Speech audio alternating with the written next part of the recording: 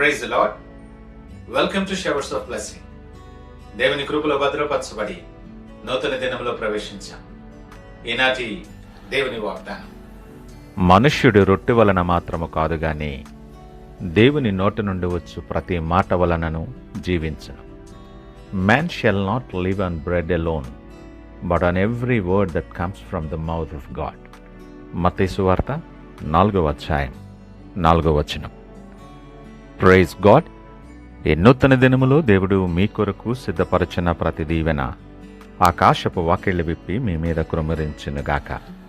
మరి ఒక నూతన దినాన్ని ఆరంభిస్తున్న నేపథ్యంలో ప్రేమ కలిగిన వాగ్దానము ద్వారా దేవుడు మనల్ని దర్శిస్తూ ఉన్నాడు.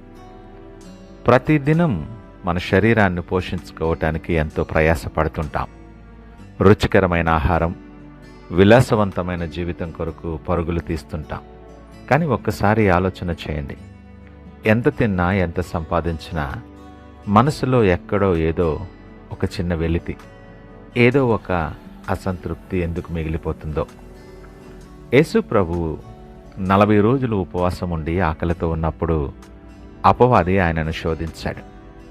అప్పుడు ఆయన పలికిన ఆ నిత్య సత్యమేది, మనుష్యుడు రొట్టె వలన మాత్రం కాదు కానీ దేవుని నోట నుండి వచ్చు ప్రతి మాట వలనను జీవించును అని. ఈ శ్రమల కాలం మన శరీర ఆకలిని అణచి మన ఆత్మీయ ఆకలిని గుర్తించే సమయం.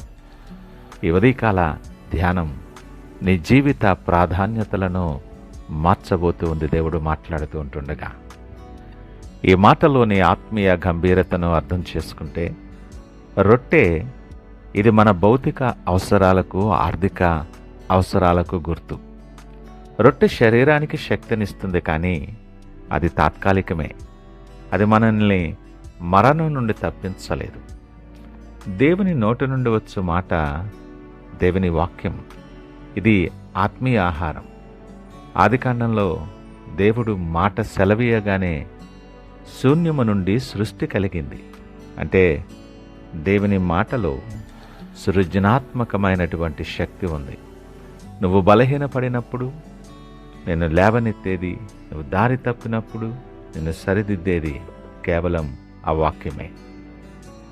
జీవించును అన్న మాట ఇది కేవలం ఊపిరి పీల్చుకోవడం కాదు, దేవునితో కలిసి నూతనమైన మహిమకరమైన జీవితాన్ని, ఆత్మీయ జీవితాన్ని గడపటం. ప్రియ దేవుని జనాంగమా, మన శరీరం కొరకు రోజు 3 పూటల ఆహారాన్ని పెడుతున్నాం. మరి నీ ఆత్మకు ఈరోజు ఏం ఆహారం ఇచ్చావో ఒకసారి ఆలోచన చేయి. దేవుని సన్నిధిలో గడపాల్సిన సమయాన్ని లోకపు వినోదాలకు బలి ఇస్తూ నీ ఆత్మను ఆకలితో మాడుస్తున్నావేమో. మన జీవితంలో అశాశ్వతమైన సంపాదనకు ఇచ్చిన ప్రాధాన్యతలో కనీసం 10వ వంతు దేవుని వాక్యానికి ఇవ్వగలుగుతున్నామా? మన ఆత్మీయ ఎదుగుదలను అలక్ష్యం చేస్తూ కేవలం భౌతికమైన ఆశీర్వాదాల కొరకే దేవుని వెనక పరుగెడుతున్నామేమో. ఈ శ్రమల కాలంలో ఒక్కసారి నువ్వు ఆగి వెనక్కి తిరిగి చూసుకో. నీ హృదయంలో వాక్యం ఉందా, లేక లోకపు చింతలు, ఆలోచనలతో నిండి ఉందా? పశ్చాత్తాపం అంటే రొట్టె మీద ఉన్న ఆశను తగ్గించుకొని వాక్యం మీద ఆకలిని పెంచుకోవటం. మన జీవన ప్రయాణంలో అపవాది నిన్ను శోధించినప్పుడు నీ తెలివితేటలు పనికిరావు, నీ ఆస్తిపాస్తులు నిన్ను కాపాడలేవు. కేవలం నీలో ఉన్న దేవుని వాక్యం మాత్రమే నిన్ను జయశీలనుగా నిలవబెడుతుంది. ఈ శ్రమ దినాల 40 రోజులు నీవు నీ పాత అలవాట్లను విడిచిపెట్టి వాక్య ధ్యానంలో నూతనపరచబడాలి. వాక్యాన్ని చదివితే వాక్యం నిన్ను నిర్మిస్తుంది. యేసు ప్రభు వాక్యము ద్వారానే విజయం సాధించారు. నీవు కూడా ఈ శ్రమల కాలంలో దేవుని మాటను నీ హృదయంలో భద్రపరుచుకుంటే నీవు అనుకున్న దాటి కంటే గొప్ప ఆత్మీయ స్వాస్థ్యాన్ని నువ్వు పొందుకోగలవు.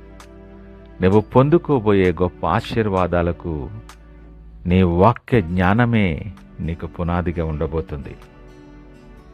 నీవు వాక్యం మీద ఆధారపడినప్పుడు నువ్వు ప్రతి పరిస్థితుల్లో ధైర్యంగా ఉంటావు.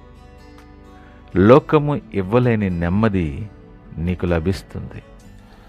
దేవునితో నీకున్న సంబంధం బలపడుతుంది సుమా.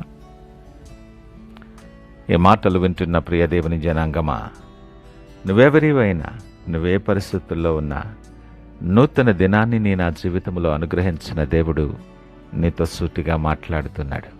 నా కుమారుడా, నా కుమార్తె, రొట్టె నీ కడుపు నింపుతుంది, కానీ వాక్యం నీ జీవితాన్ని మారుస్తుంది. ఈరోజు నీ ఆలోచనలు ఈ నూతన దినాన్ని ఆరంభిస్తూ దేనికి ప్రాముఖ్యత ఇవ్వటానికి సిద్ధపడుతున్నావు? ఆత్మీయంగా బలహీనంగా ఉన్నావేమో, వాక్యం చదవటానికి సమయం దొరకటలేదని చింతిస్తున్నావేమో.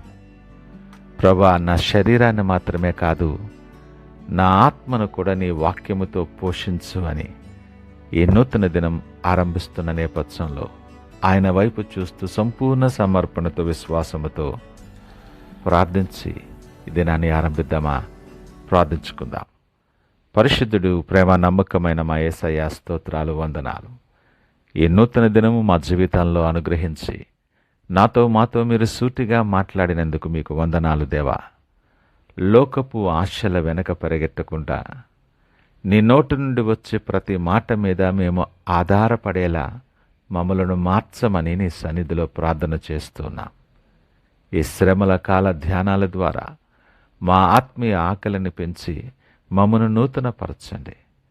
నీ వాక్యము ద్వారా మీరు సిద్ధపరిచిన ప్రతి గొప్ప దీవెన మేము పొందుకొని సిద్ధపరిచిన ఆశీర్వాదాలకు మమ్మల్ని వారసులుగా చేయమని, అనేక మందికి దీవెనకరముగా, మీకు సాక్షార్థముగా, మహిమకరముగా వాడుకొనమని, సకల మహిమ, ఘనత, ప్రభావాలు మీకే ఆరోపిస్తూ యేసు పరిశుద్ధ నామమున అడుగుచున్నాం తండ్రి.